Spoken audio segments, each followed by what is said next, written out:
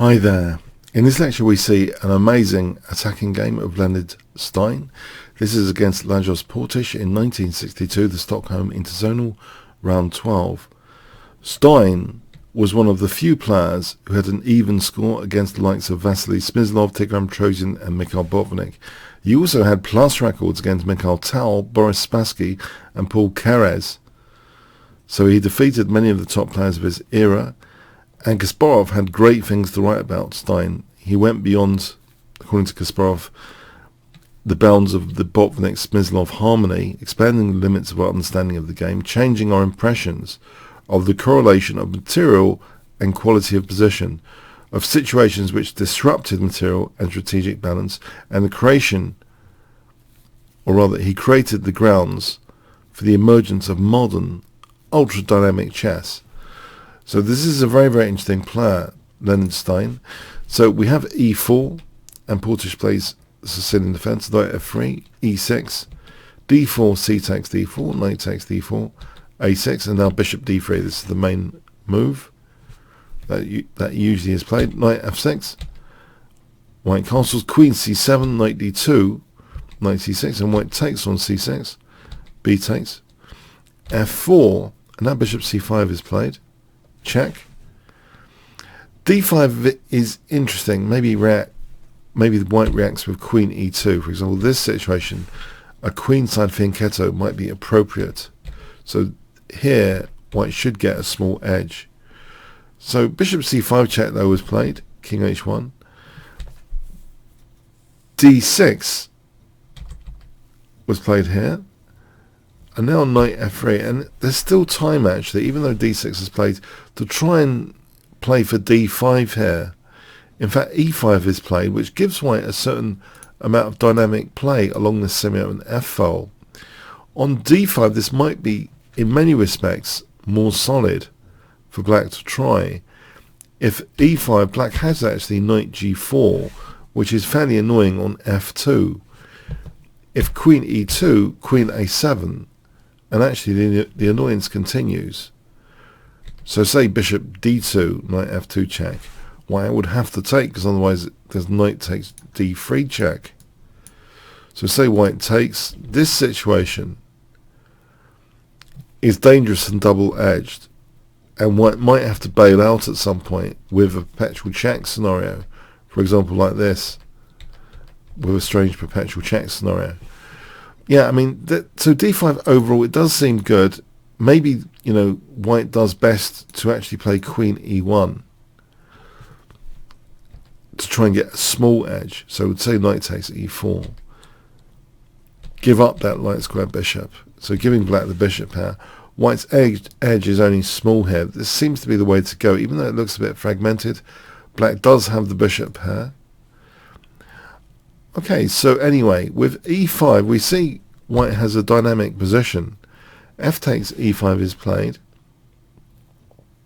Queen e1 is also fairly interesting. For example, here there's b4 to kick the bishop away first, and then f takes e5, and this is rather dangerous.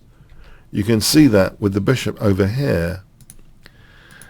Quite a few dark squares seem neglected on this side of the board. So queen h4, for example, here there's bishop c4 check, and if black has this congestion, there's actually tactics like this now which are justifiable. So for example, knight d6, there's knight takes e5 with really dangerous possibilities, like check, taking, bishop takes f6. Very dangerous possibilities on the f-file emerge. Yeah, I mean, this is just too dangerous, this kind of position. And especially with, f takes.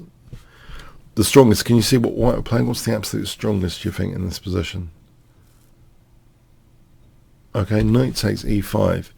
It threatens actually knight g6 checkmate.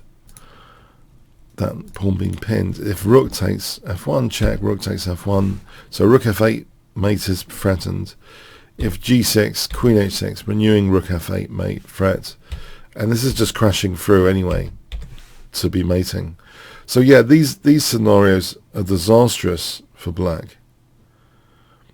So yes, it seems as though queen e1 has some venom for b4. If we look at this again, these scenarios here are very, very dangerous indeed. It seems as though black's pieces are not really helping the king, and any f6 is inviting bishop c4 check. Yeah, it's just a very, very tricky situation indeed.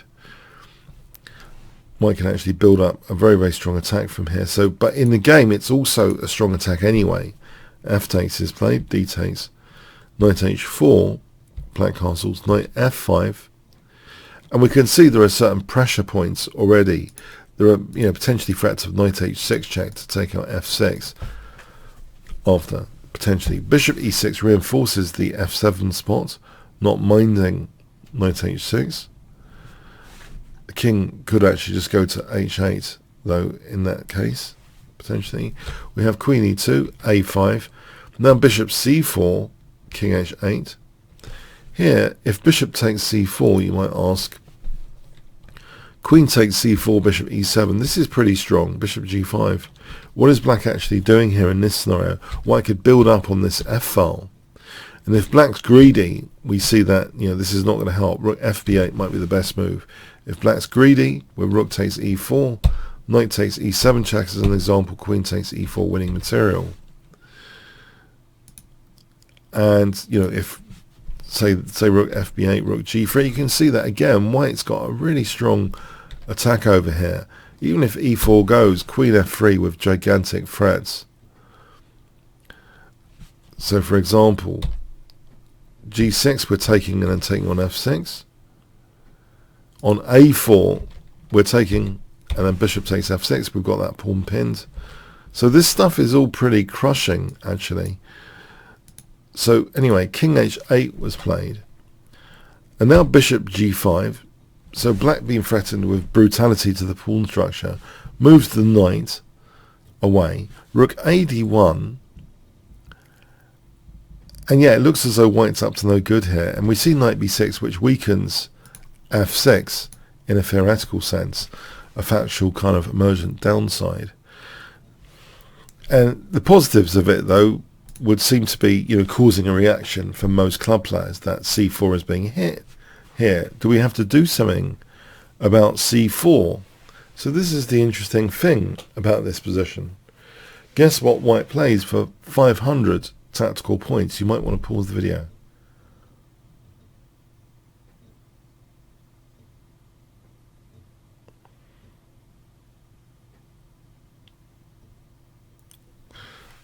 There's a crushing blow played in this position. Knight takes g7.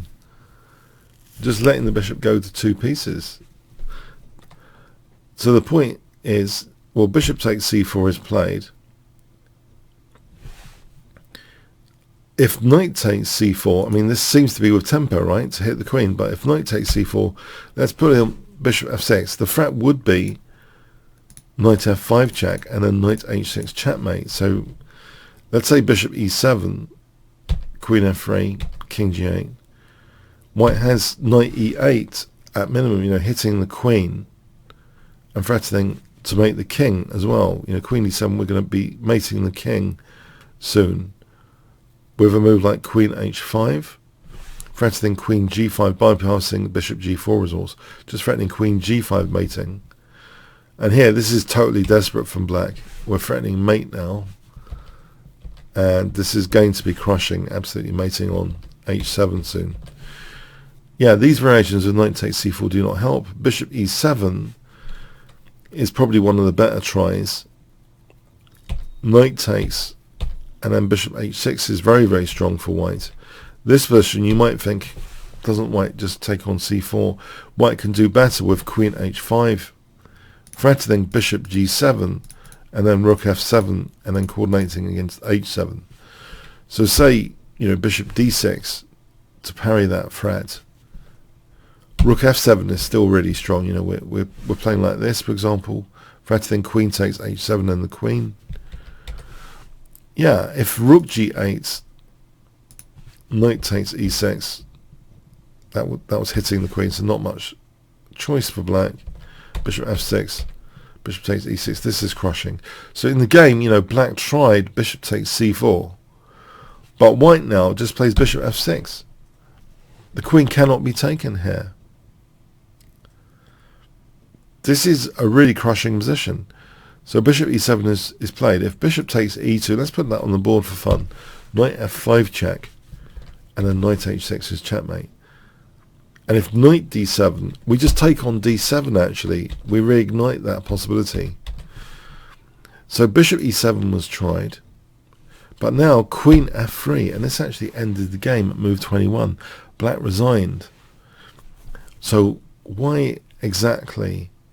If bishop takes f1, there's knight e8 check. So if king g8, queen g3 is check and mate.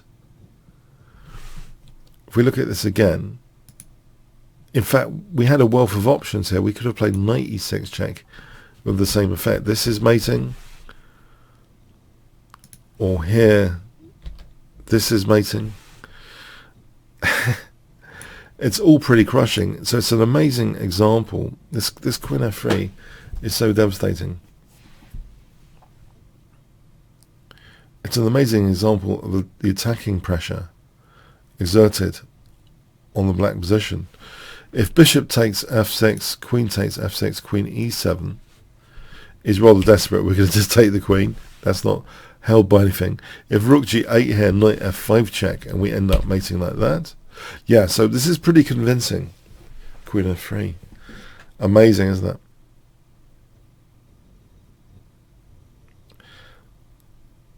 So yes, a really instructive attacking game.